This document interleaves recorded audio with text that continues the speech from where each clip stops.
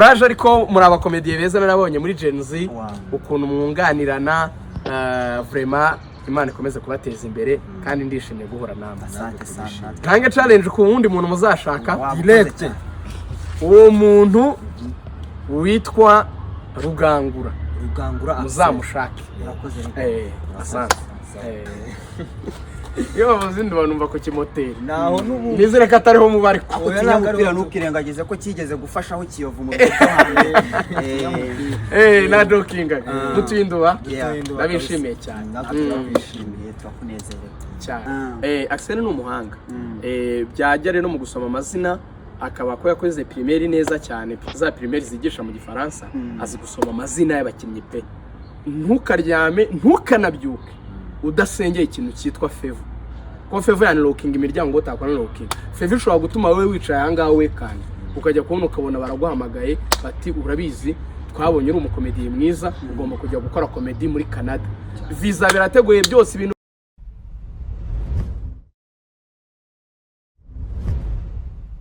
Okay, murakoze ngiye nitwe Musikandi nanjye nitwa Musa turi impanga urugo nindo cyane.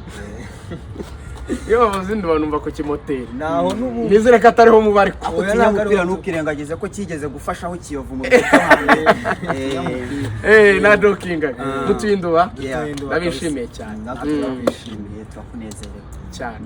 Okay, bo gahunda yacu rero turimo twebwe ni gahunda yo guhura n'abastari igihumbi mu gihugu cyacu. Mugeze kwa kangahe kumva byanga byakundira imicumi bande ubaye wa karindwi dusigaje 993 urumva twaje muzasoza 230 ariko nta kundi nta guhagarika muzaguhagarika urumva impamvu twari turi kubabara turi kwiganira bisanzwe bagata ku Rwanda abastari turababara baba benshi tugeze muri za magana twabati bura ni nk'igihumbi tukagaruka undi twari twamuvuze abati none twebwe tubashake je tuvugana nawo hanyuma banadusinyira ntacyo bitwaye bo ega wenda katwono kugendera tukubaze n'akantu gato ngiye nyibwirira amabanga abiri cyangwa se imyitwarire ibiri umuntu ashobora kwitwara wenda mu gihe ahuye n'umukire gutya mugahura kandi ubona ko nyine abareza abakire bafite time ntoya n'ibintu bibiri rwose uvuga atanga n'utitwara gutya nyine nko kwibira ibanga. Ikintu cya mbere ntugasaba umuntu amafaranga jyumwereka ikintu wakora cyabyara amafaranga sinzi ni muri kubyumva. Niba umuntu afite business yari umukire ku kintu runaka garagaza contribution wazana muri iyo business azaguha amafaranga ariko ari umurimo wakoze apana kumwa ngo mpa amafaranga y'ubu nta muntu ujya utanga amafaranga y'ubu nikosa. Icya kabiri akenshi kubera umwanya mutoya ukwiye kuba uri umuntu urasa ku ntego donc uri clear mu cyo ugiye kumubwira udahuzagurika cyane no kuvuga ngo bayita amasegonda 30 yo muri elevator wenda ntufite business card kuko ni ugomba kuyiguha muraho neza ngize amahirwe ndababonye nanyemerera nkabavugisha of course muri yo discipline wavuze gutyo ntiyakwangira nitwa kanaka ndi umujene nizi ibingibi nakwifuza gukora ibi bintu mu kazi kanyu kandi mu by'ukuri mu maye chance nayibyaza umusaruro ndabashimiye cyane abandi sawa cyakira business card yanjye uzamvugisha hari n'igihe atari we muvugana ariko juste kuko yayiguhaye wamwandikira akaguza n'umuntu akabati uwo mwana mwara ariko ubwo ibyo byose bibumbatiwe na Feva. Feva ni nk'ubuntu bw'Imana buba ku muntu.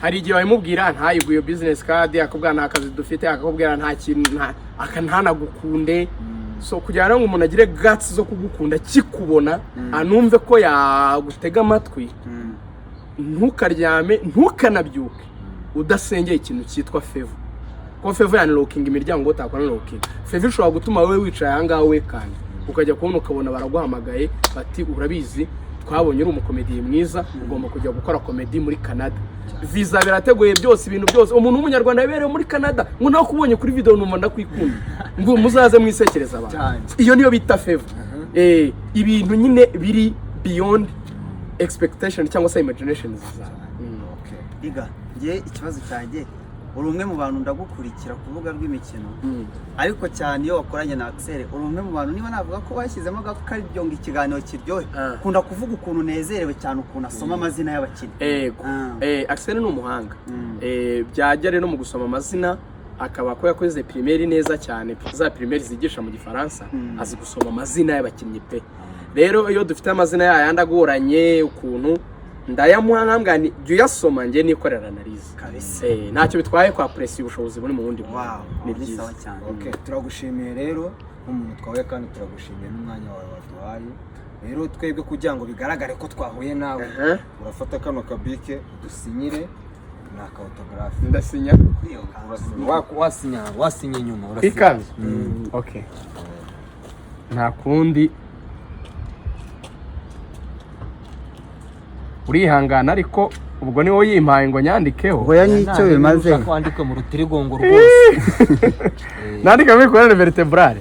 Asante sana. Courage ariko muri abakomediye beza narabonye muri Gen Z ukuntu mwunganirana vraiment Imana ikomeze kubateza imbere kandi ndishimye guhura namwe. Asante sana. Ntange challenge ku wundi muntu muzashaka Direct.